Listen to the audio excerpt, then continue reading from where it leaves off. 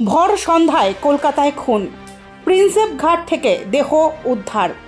যুবকের দেহে ধারালো অস্ত্রের কোপ। কলকাতা পুলিশ মৃতদেহ উদ্ধার করে ময়না তদন্তের জন্য ইতিমধ্যেই পাঠিয়েছে। ময়না তদন্তের রিপোর্ট হাতে পেলে তবেই পুলিশ বুঝতে পারবে যে মৃত্যু কিভাবে হয়েছে।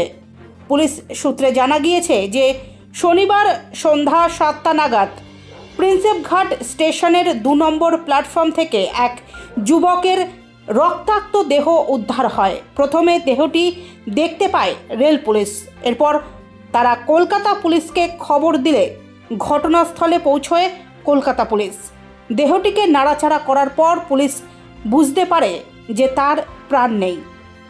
মৃতদেহের কাছ থেকে একটি ঘড়ি ও একটি কাঁচি পাওয়া গেছে। আশেপাশে কেউ ছিল না। প্ল্যাটফর্মে পড়েছিল চাপ চাপ রক্ত।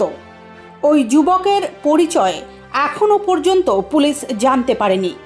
প্রাথমিক তদন্তে পুলিশের অনুমান কেউ বা কারা ওই ব্যক্তিকে খুন করে চম্পট দিয়েছে।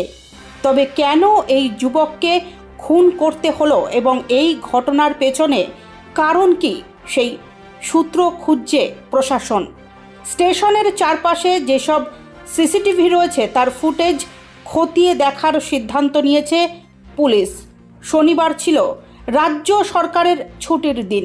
জন্মাষ্টমী উপলক্ষে নবান্ন ছুটি ঘোষণা করেছে প্রিন্সেপ ঘাট স্টেশন, তাই অন্যান্য দিনের মতো ব্যস্ত ছিল না, যথেষ্ট ফাঁকা ছিল। ওই যুবককে ওখানে খুন করা হয়েছে বলে পুলিশ মনে করছে।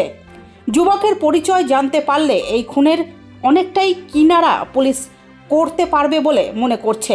সিসিটিভির ফুটেজ হয়তো খুনি পর্যন্ত পৌঁছতে কলকাতা পুলিশকে সাহায্য করবে, এমনটাই মনে করছেন তদন্তকারী অফিসাররা। তবে নিহত যুবকের সঙ্গে আততায়ীদের কোনো ধস্তাধস্তি হয়নি বলেই পুলিশ মনে করছে।